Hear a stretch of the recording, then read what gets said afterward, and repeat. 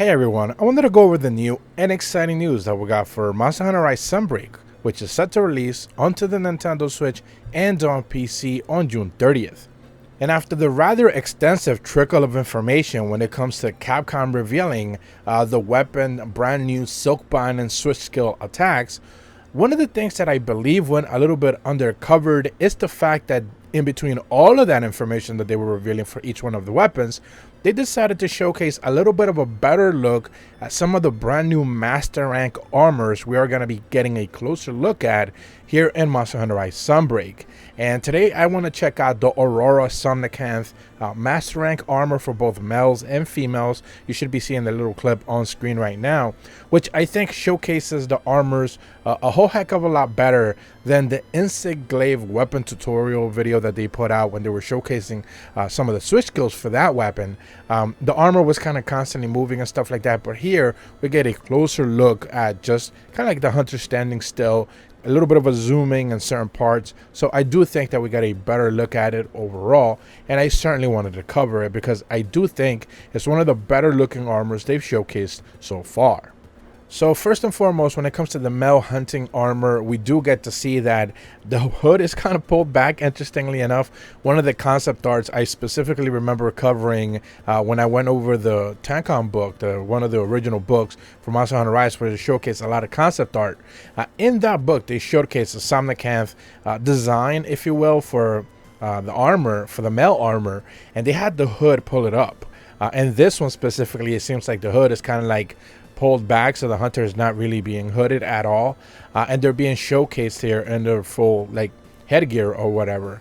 One of the better things that we do get a closer look at in this couple of clips is the fact that the contrast of the colors for Aurora Somnicanth and the icy blues and the darker blues and the purples just mesh in perfectly. I do really like that color combination. A little bit better actually than basic Somnicanth with the purples and the like darker, I want to say orange yellows that specific armor has. I want to say that the hunter male is actually wearing or using a switch axe. I could be wrong. I've actually never crafted one of the Somnicanth weapons, but I do want to say that is a switch axe. I could be wrong though. You guys let me know in the comments if I am. We also get a closer look, like I mentioned, at the headgear. We do get to see pretty much like this whole thing he has wrapped around his head with kind of like a gem right in front of his forehead.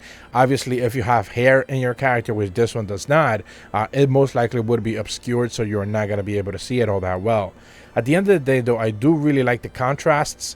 It sucks that the hood is not necessarily pulled up, but I do certainly like that look of the hunter when it comes to the male counterpart. We also do get a closer look at the book on the left side, kind of like the whole witches look as well, which is really cool.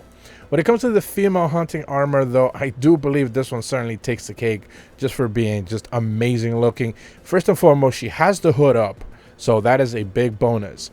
You also do, I believe, get to see a hammer, a Somnicanth Master Rank, Aurora Somnicanth Master Rank hammer there as well. I do believe that is a hammer. And we also get to see, of course, not only does she have her hood up, but we do get to see like the big tails kind of like in the armor on the back, and we do get to see the sleeves as well, which are really colorful and highly contrasting as well. So I'm definitely a big fan of that as well. One of the things that you might have overlooked is the fact that in the shoulder pad, she does seem to have like claws, the Somnicanth claws kind of like ripping her from behind, which is a really cool and nice touch as well. It does suck that we don't necessarily get a look at the Palico and the Palamute Aurora Somnicanth armor. That would have been a nice bonus to have. Again, those are just going to be color palette changes from the armors that we already have, but it would have been pretty cool to see for sure. But that's about all the information that I wanted to go over. Again, there was a lot of information that Capcom dropped as the presentations were going on for the weapons that I do think were kind of overlooked at the end of the day, that I certainly wanted to shout out. If you're brand new to my channel, be sure to leave a like and subscribe. Hit the bell to receive notifications when the videos go up. And as always, thank you so much for watching. See ya.